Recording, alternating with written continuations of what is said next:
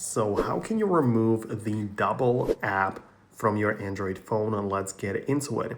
So at first you should know that there is like a built-in ability to duplicate some apps of your phone, right? So you can see, for example, in my case, I have the regular Snapchat and a Snapchat copy marked by this little orange icon in the corner of the icon. And what I can do is simply just hold down on it and click on uninstall and get rid of it very easily. But there are more ways how you can do this. If you open up settings and find the advanced features section, right? So there is a section for this.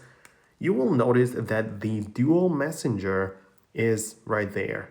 And this basically allows you to duplicate apps. This is how we got here to begin with.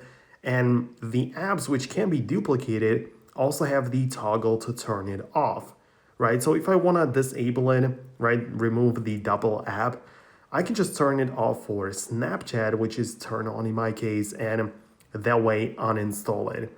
So this would end up with just one Snapchat icon and not two. So that's the main way how it works. Naturally, we can come back and duplicate more apps. It's obviously not possible to install the other app or like duplicate from the Play Store, so it has to be done kind of this way. But yeah, let me know below in the comments if you managed to successfully delete the duplicate apps. Subscribe, and I'll see you later in the next tutorials like this one.